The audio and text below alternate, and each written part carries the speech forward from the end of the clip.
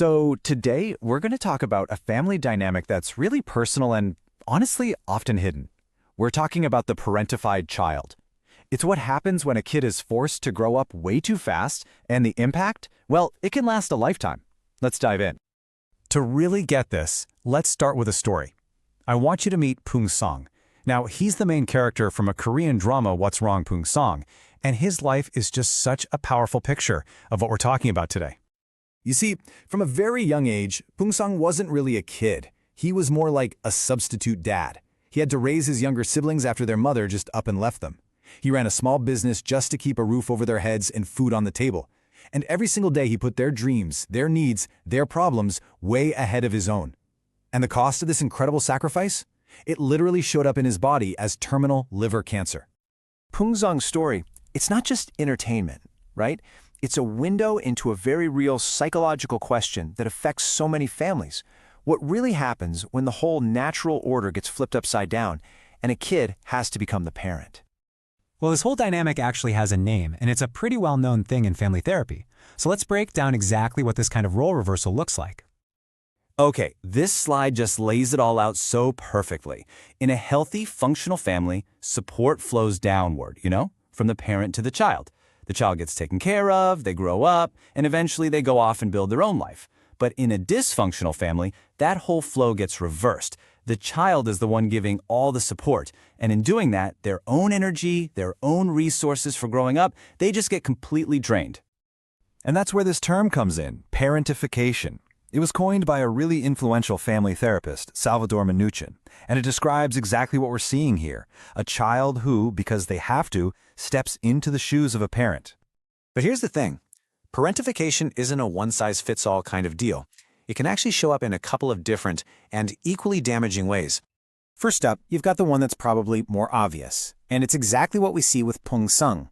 This is when one kid, usually the oldest, becomes the main caregiver for their siblings. I mean, they're the ones cooking, cleaning, giving emotional support, sometimes even financial support. They're basically parenting the other kids because the actual parents aren't. Then there's the second type, and this one's a lot more subtle. It's when a child becomes a substitute spouse for one of their parents. They're not just helping out. They become the parent's main emotional rock, their advisor, their partner in everything.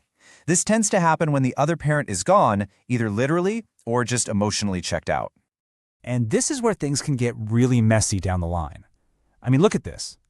Take a son who has become his mother's emotional husband. So what happens when he actually gets married? Who's his real wife? In his mom's mind, she is. But his actual wife feels very differently, of course. It creates this impossible tug-of-war where the mother and the wife are fighting for the same role, and the son is just torn in two. It's a recipe for serious conflict in his marriage. This kind of constant stress and role confusion, it doesn't just go away. The damage runs way deeper than family arguments. It leaves these profound, invisible scars. A kid's psychological energy isn't an endless well. When it all gets spent on adult problems at a super young age, that well runs dry. And that's why so many of these parentified children grow up to struggle with serious issues like depression, anxiety, panic attacks, even a crippling perfectionism. It all comes from being in a state of just complete emotional exhaustion. And here's the part that is just so tragic, and really what this slide is getting at. The people who end up seeking therapy usually aren't the family members causing all the problems. No, it's the responsible ones, the parentified children like Poong-Sang or his successful sister, Jung-Sang. And get this, they usually don't even go to therapy for themselves. They go to find better ways to keep helping the very family that drained them in the first place.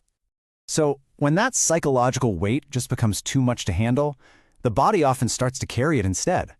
That's what a psychosomatic symptom is. It's when the mind's pain literally makes the body sick.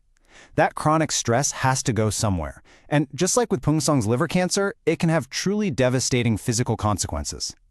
So, is this cycle just unbreakable? Is it a life sentence? Not at all.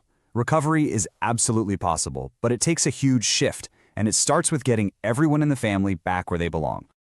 It all boils down to this one simple but incredibly powerful truth.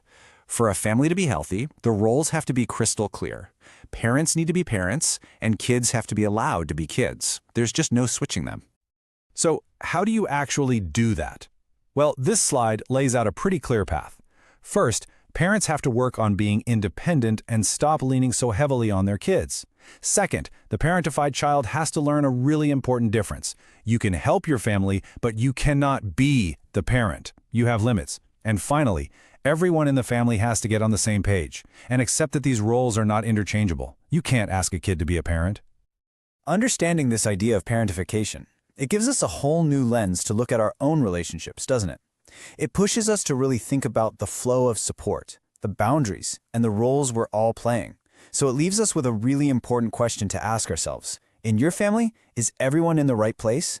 Because letting a kid just be a kid, that's not just a nice gift, it's their fundamental right.